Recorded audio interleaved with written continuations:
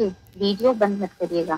Paper आपको quarterly examination का दिख रहा है, लेकिन सबसे खास बात यह है कि इसी में से मोस्ट ऑफ द पार्ट जो है आपका हाफ ईयरली एग्जाम में कवर होने वाला है। तो बिल्कुल भी वीडियो को स्किप मत करिएगा। आज हम सॉल्व करेंगे इंग्लिश का क्वार्टरली एग्जामिनेशन का 9th का पेपर, और ये बहुत ही इम्पोर्टेंट है हाफ ईयरली एग्जाम के इंग्लिश पेपर के पॉइंट ऑफ व्यू से। So hello students and teachers, आज मैं आपके लिए लेकर आई हूँ इंग्लिश पेपर का सॉल्यूशन विथ एक्सप्लेनेशन। तो जहां भी आपके डाउट्स थे, जो चीजें आपने कवर नहीं करी थी, जो अटेम्प्ट नहीं करी थी, अभी आपके वो सारे डाउट्स इस वीडियो से क्लियर हो जाएंगे। And I am very sure कि आप हाफ ईयरली में बहुत ही अच्छा परफॉर्मेंस देने वाले हैं। तो हम यहाँ पर कॉन्सेप्ट्स के ऊपर भी ध्यान देंगे, और जो कॉन्सेप्ट्स मैं अदर वीडियोस में ऑलरेडी क्लियर कर चुकी हूँ वो भी मैं यहाँ पर आपको बताने वाली हूँ। तो चलिए स्टार्ट करते हैं आज का वीडियो। सो फर्स्ट क्वेश्चन जो आपका सेक्शन ए रीडिंग में आया था वो था, read the passage carefully and answer the questions below.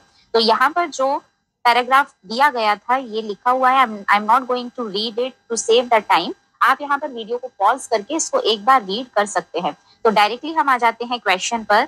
The first question is, the scientific invention began after the industrial revolution of. तो अब देखिए, जब हमें कोई भी अनसीन पैसेज सॉल्व करना है, क्वेश्चन का आंसर हमें पैराग्राफ में कैसे मिलेगा? अगर डायरेक्ट क्वेश्चन है then it is well and good, but अगर इनडायरेक्ट क्वेश्चन है तो हम उनका आंसर कैसे ढूंढें? और ये जो बहुत ही easy going 5 out of 5 marks है, जहां हमें बिल्कुल दिमाग नहीं लगाना, पैराग्राफ में ही आंसर दिया होता है, लेकिन बस कुछ प्रॉब्लम्स जो इंडिविजुअली सबकी अलग अलग हो सकती हैं, उसके कारण हमें आंसर्स फाइंड करने में दिक्कत होती है। इन सारी चीजों पर मैंने आपकी स्क्रीन पर जो वीडियो दिख रहा है इसमें शेयर की हुई है। आप इस वीडियो के बाद उस वीडियो को भी देख सकते हैं, या पहले उसको देखकर आ सकते हैं, फिर इस वीडियो को कंटिन्यू कर सकते हैं। तो आपको इस वीडियो से बिल्कुल क्लियर हो जाएगा कि किसी भी तरह का अनसीन पैसेज आ जाए, आप डेफिनेटली अब से 5 आउट ऑफ 5 मार्क्स उसमें लाने वाले हैं। तो चलिए जल्दी से देख लेते हैं। यहाँ साइंटिफिक इन्वेंशन की बात हो रही है और इंडस्ट्रियल रिवॉल्यूशन की बात हो रही है। तो ऐसी जो चीज यहाँ पैराग्राफ में बताई गई है, देखिए वो सेम टू सेम हमें इस वाली लाइन में दिखाई दे रही है। तो यहाँ पर कौन सा ईयर लिखा हुआ है? 1789। So here our answer is C, 1789। The cabin for the pilot is called up. तो जल्दी से हम कुछ जो कीवर्ड्स हैं, कैबिन फॉर द पायलट, इसको यहाँ पर ढूंढेंगे। और देखिए ये हमें कहाँ पर दिख रहा है? The cabin for the pilot. What is the cabin for the pilot? चलिए, inside there are seats for the passengers and अब हमारे पास जो ऑप्शंस है, हम उस ऑप्शन को यहाँ पर ढूंढेंगे कि ये ऑप्शन दिया हुआ है कि नहीं। Cube, cockpit, cuboid, chamber. तो इसमें से जो वर्ड हमें यहाँ पर मिल रहा है वो है the cabin is called cockpit. So here is our answer B of the second. An aeroplane has an engine that is worked bye.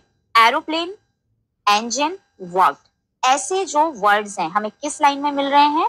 Engine, worked by petrol, and here is the answer, petrol. You won't believe guys, maximum copies जो मैंने check किए हैं उसमें answer diesel था। Why the students are unable to find the answers of a paragraph though they are given in front of their eyes? आंखों के सामने होने के बाद भी क्यों बच्चे गलत करते हैं? इन सारी प्रॉब्लम्स पर मैंने जो आपको वीडियो दिखाया उसमें मैंने डिस्कस किया हुआ है। आप उस वीडियो को जरूर देखिएगा। Which of the following is the fastest means of transport?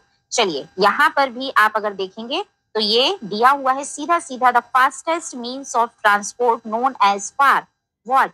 N aeroplane. Okay, so here it is aeroplane. ना तो इस पैराग्राफ में ट्रेन की बात हुई है, ना शिप की बात हुई है, ना मोटर व्हीकल की बात हुई है, सिर्फ और सिर्फ एरोप्लेन की बात हुई है। तो आंसर भी वही होगा। What does an aeroplane do before taking off to gather speed? Gather speed हमें ये वर्ड मिल गया, टेकिंग ऑफ हमें ये वर्ड मिल गया। तो क्या बचा? It runs on the runway. क्या यहाँ पर है? Yes, roll on the runway. Roll और रन दोनों अलग अलग हैं, लेकिन आप देखें तो ये ऑप्शन पैराग्राफ में नहीं है। It means this is our answer. तो इस तरीके से आंसर्स को फाइंड करना है। मैंने यहाँ शॉर्ट में बताया है, आप वीडियो में जाकर इसे और अच्छे से क्लियर कर सकते हैं। और यहाँ तक अगर आपको वीडियो पसंद आया है तो लास्ट तक बने रहिएगा और मेरे चैनल को सब्सक्राइब जरूर कर दीजिएगा अगर आप चैनल पे न्यू हैं तो, और लाइक करना बिल्कुल मत भूलिएगा। सेकंड जो क्वेश्चन है वो फिर से वही है, आपको एक पैराग्राफ दिया हुआ है, लेकिन इस बार ये जो पैराग्राफ आया है ये हमारे 8th में एक चैप्टर पढ़ा था उसमें से लिया गया है, सेव ट्रीज में से। तो इस पर जो बेस्ड क्वेश्चंस हैं गाइस वो देखिए आप फिल इन द ब्लैंक्स में है, लेकिन यहाँ पर देखिए direct fill in the blanks नहीं आए हैं। तो चलिए हम फाइंड आउट करते हैं इनके आंसर्स। आप वीडियो को पॉज करके पैराग्राफ को रीड कर सकते हैं। Dash is an important day in the Chipko movement. Important day in the Chipko movement. It was 26 मार्च 1974। यहाँ जो सिर्फ और सिर्फ जिस दिन की बात की हुई है, इंपॉर्टेंट डे, वो है 26 मार्च 1974। इसके अलावा यहाँ कोई और दिन नहीं बताया गया है। इट मीन्स जो फर्स्ट का आंसर होगा वो यही होगा। Second, the incident happened in dash in Uttarakhand. Uttarakhand में ये जो इंसिडेंट था वो हैपन हुआ था। उत्तराखंड में कहा, मतलब उत्तराखंड के किस जगह का नाम दिया हुआ है, दैट इज चमोली। तो यहाँ जो सेकंड का आंसर आ जाएगा वो आएगा Chamoli. Third, dash saw the woodcutters and inform the villagers. Dash saw is the second form of C. किसने देखा था वुडकटर्स को एंड इन्फॉर्म्ड, इन्फॉर्म करना मतलब कि सूचना देना। किसको सूचना दी थी, विलेजर्स को। तो चलिए हम एक बार देख लेते हैं कि यहाँ क्या लिखा हुआ है। The village women came in large groups under Gaura Devi, their leader they hug the tree. Gaura Devi told the woodcutters we are hugging the tree. A village girl, देखिए यहाँ पर ये जो सेकंड थर्ड लाइन है उसमें लिखा हुआ है अ village girl saw them and informed the other villager। तो यहाँ पर क्या आ जाएगा, a village girl। जो थर्ड का आंसर होगा वो हो जाएगा a village girl। फोर्थ वाला देख लेते हैं। The woman dashed the tree to protect them। Women ने ट्री को प्रोटेक्ट करने के लिए क्या किया, हमें बहुत अच्छे से पता है, we are hugging the trees. तो यहाँ पर आ जाएगा the women hugged the tree to protect them। They hugged the trees। देखिए बार बार लिखा हुआ है, हमें इस तरीके से आंसर ढूंढना है वर्ड्स को मैच करके। The leader of the village women was. Leader कौन होता है, नेता। विलेज वुमेन की लीडर कौन थी। इट मीन्स यहाँ पर आपसे एक नेम पूछा गया है और अगर हम पूरे पैराग्राफ में देखें तो सिर्फ एक ही नाम दिया हुआ है, वो है गौरा देवी। तो यहाँ पर जो आंसर आएगा वो होगा गौरा देवी। चलिए इसके बाद हम आ जाते हैं क्वेश्चन 2 पर। इसमें भी पैसेज 1 और पैसेज 2 हमें दिए हुए हैं। इसमें भी डिफरेंट टाइप ऑफ क्वेश्चंस हैं। चलिए लेट्स स्टार्ट। यहाँ पर जो है वो है मैरी क्यूरी के बारे में। She was the scientist. चलिए क्वेश्चन देखते हैं। Where did Mary earn her master's degree from. Where यानी कहाँ। देखिए ये मैं क्लास में भी आपको बार बार क्वेश्चन की हिंदी बताती हूँ जिससे एग्जाम में आपके लिए इजीली रहे कि आपको एक्चुअली ढूंढना क्या है। कहाँ मतलब आपको प्लेस का नाम ढूंढना है। Mary earn her master's degree, masters degree उसने कहाँ से ली थी। तो चलिए हम इसको देख लेते हैं। अब यहाँ पर देखिए आपको कंफ्यूज करने के लिए दो नाम दिए हुए हैं, university in Warsaw and university in Sorbonne. लेकिन हमें अब ये ध्यान देना होगा कि पैराग्राफ में जिस भी लाइन में इन दोनों यूनिवर्सिटी के बारे में बताया गया है वो एक्चुअली किस चीज के रेफरेंस में है। तो हम अगर देखें यूनिवर्सिटी इन वर्सा, तो ये यहाँ पर क्यों बताया गया है, she learned that the university in Warsaw was closed to women. ये वुमेन के लिए बंद थी। And 1891 entered the Sorbonne, a French university, where she earned her master's degree. What you need to do is to match the keywords. So the answer is university in Sorbonne. What was Marley's father? Marley's के जो father थे वो क्या थे, तो doctor, engineer, professor और scientist में से यहाँ पर जो प्रोफेशन दिया हुआ है that is her father was a professor. आपको ऑप्शन भी ढूंढना पड़ सकता है, that is the another way of finding the answer. आप ऑप्शंस को देखिए कौन सा ऑप्शन दिया हुआ है and then choose the correct option. So the answer is a professor. Next is Marie dash left Poland and travelled to France to enter the Sorbonne. तो Marie dash showed intelligence, behaved boldly, was distressed. जब उन्होंने Poland को छोड़ा, किस तरीके से छोड़ा, ठीक है, यहाँ पर आपको ये बताना। तो जब आप पैराग्राफ को रीड करते हैं आपको ये चीज पता चलेगा कि उन्होंने अपनी बुद्धिमानी नहीं दिखाई थी, वो दुखी भी नहीं थी और उन्होंने किसी तरह का व्यवहार भी नहीं किया था, जबकि उन्होंने बोल्डली मतलब बिना किसी डर के, बिना किसी संकुचा के और पोलैंड को छोड़ दिया था। तो ये चीज हमें कैसे समझ में आती है, पैराग्राफ रीड करने के बाद समझ में आती है। तो कुछ क्वेश्चंस ऐसे भी हैं जहां पर आपको अंडरस्टैंडिंग के बेस पर आंसर्स करने होंगे। चलिए नेक्स्ट देखते हैं। Mary Curie's doctorate was in which academic discipline. जो मैरी क्यूरी की डॉक्टरेट की डिग्री थी वो किस डिसिप्लिन में थी। तो आप फिर से क्या करेंगे, इन ऑप्शंस को पैराग्राफ में ढूंढेंगे and here you will find the word physics. So the physics is the correct answer. The last is right the noun form of the word discover. So discover का हमें यहाँ पर नाउन फॉर्म लिखना है। Noun क्या होता है, the name of person, place, animal, thing और the. So here the discover is the verb. Discover यानी कि खोज करना और यहाँ पर जो इसका नाउन फॉर्म होगा will be discovery. Okay, so here we come on the next paragraph, passage 2. Here you have to read the passage and you will find some words here like garden, plants, beautiful mangoes. So after reading the paragraph, we are going to solve the question answers. And first question is, what did Lalita sow in her garden? What is sow? Sow is गाड़ना, दबाना, लगाना. ललिता ने अपने garden में क्या लगाया था? So here in the very first line it is given, Lalita sowed some tomato seeds in her garden. Now check the option. What options are given? Plants, seeds, trees, grass. And what is there in the paragraph is seeds. है ना? Paragraph में क्या दिया हुआ है? Seeds दिया हुआ है. What did she not allow? वो किस चीज के लिए allow नहीं करती थी? Here you need to check the answer. She never allowed. You got the keyword never allowed any insect near her plants. वो क्या allow नहीं करती थी? The same answer we are getting here.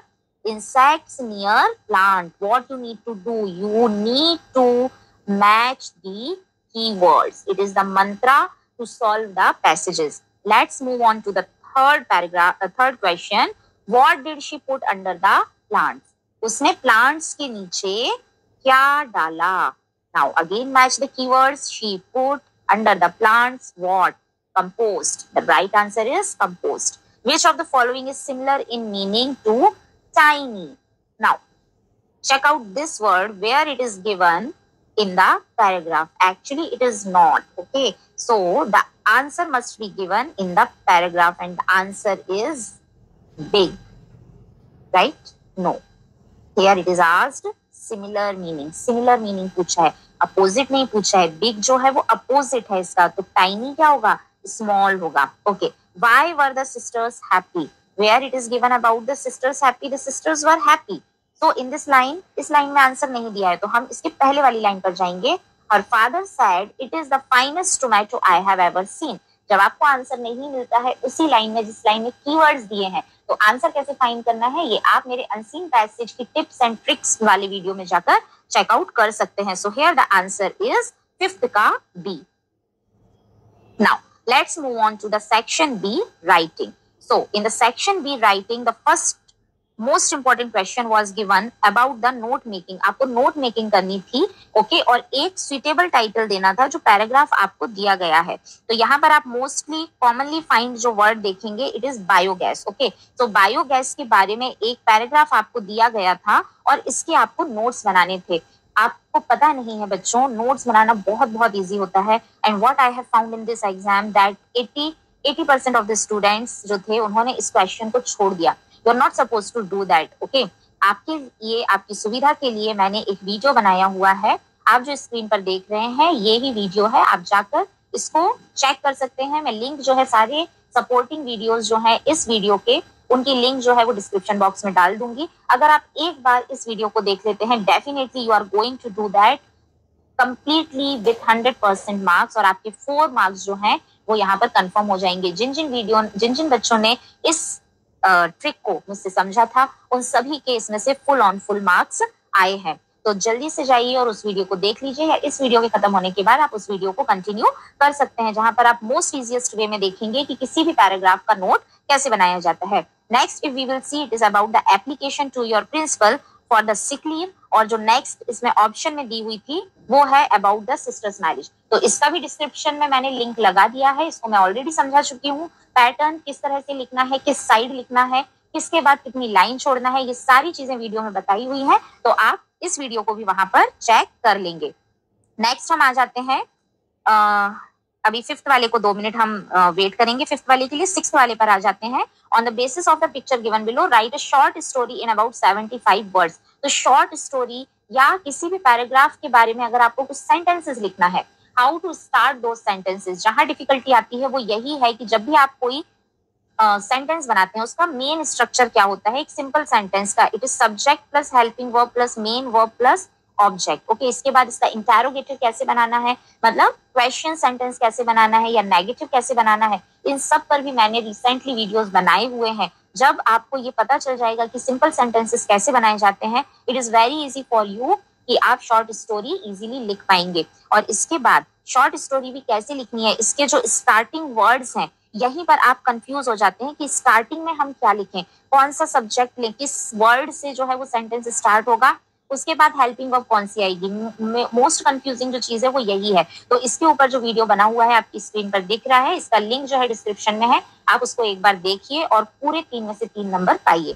तो चलिए अब आ जाते हैं 5th वाले पे। Write an essay on any one of the following topic in 150 words. तो यहाँ पर an Indian festival, importance of trees दिया हुआ है, science makes our life easier दिया हुआ है। यहाँ पर मैं आपको ये 2 टॉपिक पर 7 to 8 लाइंस बताने वाली हूँ विच आर वेरी इंपॉर्टेंट और जिन्हें लिखकर आप पूरे पूरे नंबर एग्जाम में ले सकते हैं। और इधर भी मैं आपको ऐसी लाइंस बताऊंगी जिनको आप, अगर कोई अदर फेस्टिवल का स्पेसिफिकली नेम आ जाए तो किसी भी फेस्टिवल के लिए आप उन लाइंस को फिट कर सकते हैं। ऐसे ही ट्री के अलावा अगर कोई और ऑब्जेक्ट आ जाए, कोई एनिमल आ जाए या किसी और चीज के बारे में पूछा जाए तो उधर पर आप उन लाइंस को ऐड करके और इजीली उस टॉपिक के बारे में लिख सकते हैं। तो चलिए जल्दी से हम देख लेते हैं कि कैसे हम इनके बारे में लिखेंगे। तो सबसे पहले हम फेस्टिवल के बारे में देखते हैं। द फर्स्ट लाइन जो आपको लिखनी है डैश, यहाँ पर उस फेस्टिवल का नाम आ जाएगा, ठीक है। वो होली हो सकता है, दिवाली हो सकता है, क्या है, कोई भी फेस्टिवल हमें बहुत प्यारा होता है। So dash is a famous festival of India,